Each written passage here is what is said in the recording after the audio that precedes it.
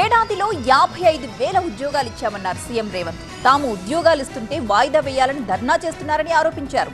పరిపాలనపై తనకు పట్టు లేదని ప్రచారం చేస్తున్నారంటూ ధ్వజమెత్తారు.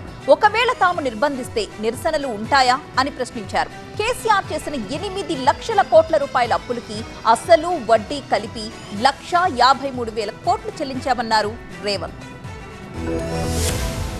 ఎక్కడ కూడా ఈ దేశంలో నోటిఫికేషన్లు ఇవ్వమని ఉద్యమాలు జరిగినాయి, నోటిఫికేషన్లు ఇవ్వమని ధర్నాలు జరిగినాయి. కానీ ఇంతగానం నోటిఫికేషన్లు ఇస్తే ఎట్లా కొన్ని ఆపుండ్రు అని ఎక్కడైనా ఈ దేశంలో ధర్నా జరిగిందా? మొదటిసారి తెలంగాణ రాష్ట్రంలో మీ ప్రభుత్వం వచ్చినాక నోటిఫికేషన్లు కొన్ని వాయిదా వేయండి అని ధర్నాలు జరిగినాయి.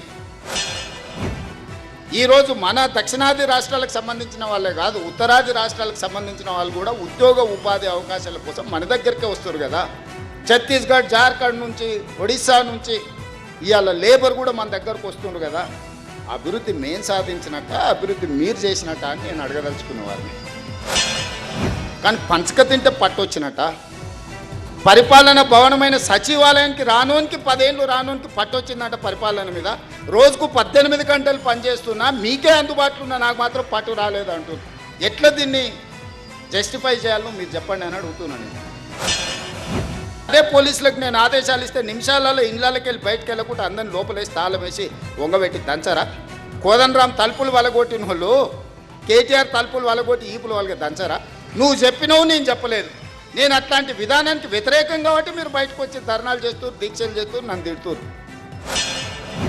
సరిగ్గా 15 నెలల్లో 1,53,000 కోట్ల రూపాయలు బ్యాంకులకు నేను 88,000 కోట్ల అసలు, 64,000 కోట్ల మిత్తి. ఈ 1,53,000 కోట్లు ప్రజలు కట్టిన పన్నులు నా దగ్గరనే ఉంటే 75 లక్షల మంది రైతులకు 2 లక్షల రూపాయల రుణమాఫీ ఒక గంటలో చేసి ఉండేటోని.